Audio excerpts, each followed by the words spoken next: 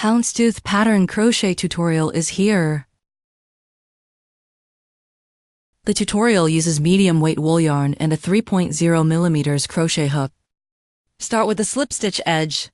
First, make a slip knot and adjust the loop.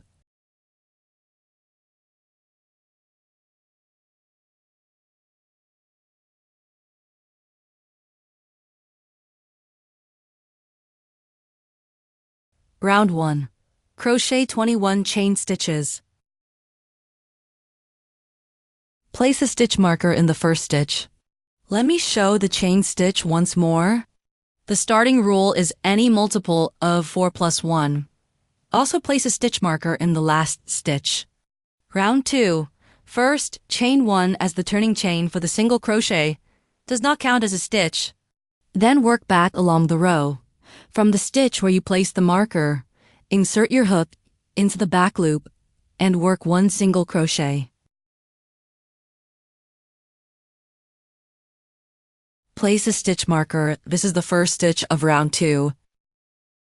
Next, chain 3, then skip 3 stitches, and in the fourth stitch, work one single crochet. The sequence, chain 3, skip 3 stitches, one single crochet, forms one pattern repeat. I'll demonstrate one more repeat. Continue this pattern to the end of the round.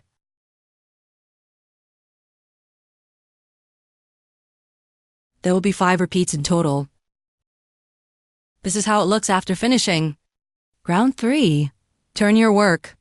Chain 2 to replace the first double crochet and place a stitch marker on the second chain stitch. This is the first stitch of this round.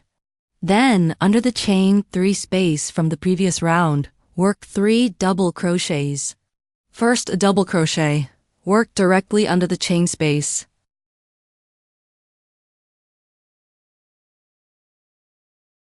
Second double crochet. Make sure to work into the middle stitch of the chain 3 from round 1.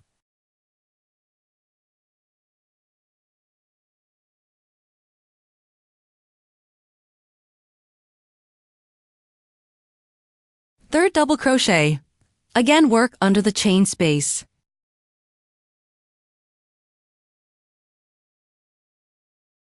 This way there will be no gap. Then chain 1 and skip 1 stitch. The set 3 double crochets plus chain 1 is one pattern repeat.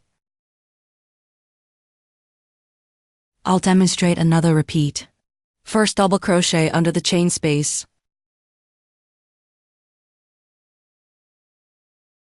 Second double crochet into the middle stitch of the chain 3 from round 1.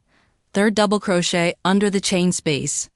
Chain 1, skip 1 stitch. 2 repeats are done.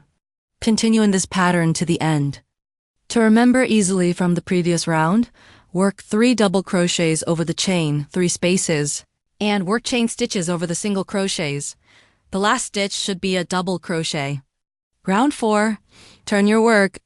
Chain 1 as the turning chain for the single crochet does not count as a stitch.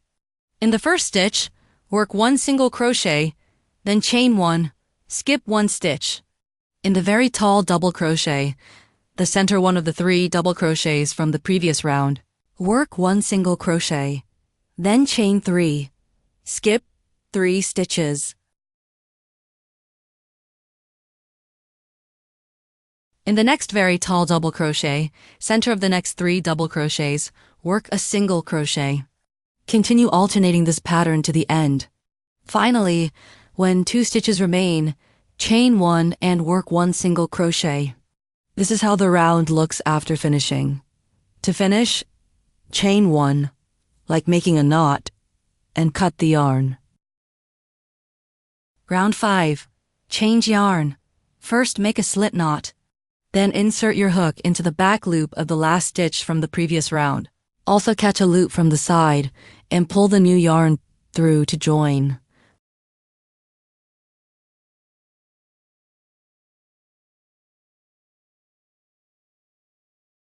Turn to start crocheting.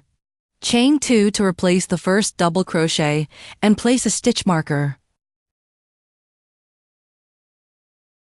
Then, under the chain space from the previous round, work 1 double crochet. If you want a denser fabric, you can work into the actual stitch below the chain space. While crocheting, lay the yarn tail over your hook to weave it in as you go.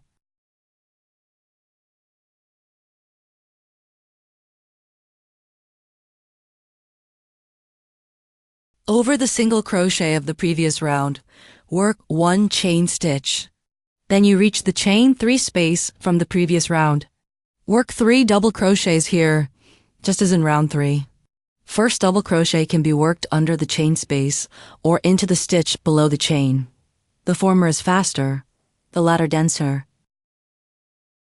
For the middle double crochet, be sure to reach across the 2 chain spaces and work into the single crochet below.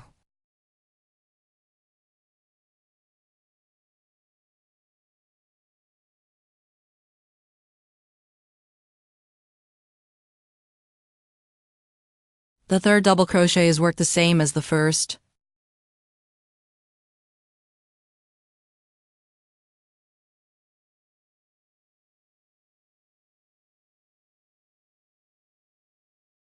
Then, over the single crochet of the previous round, work 1 chain stitch. Following the pattern of the previous round, alternate 3 double crochets and chain stitches to the end.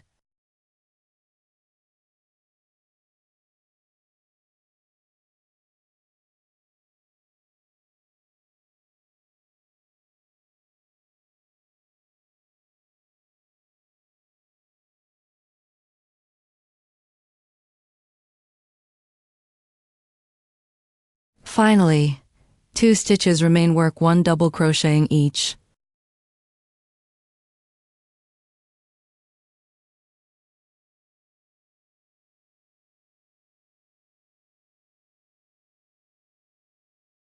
Round 6 repeats the instructions of round 2, and round 7 repeats round 3. The whole pattern repeats rounds 2 through 5, a 4-round cycle, with each color used for 2 rounds. Finally, I'll show how to weave in the extra yarn ends.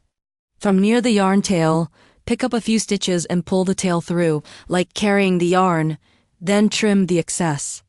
The finished piece looks like this. Can't wait to see your projects.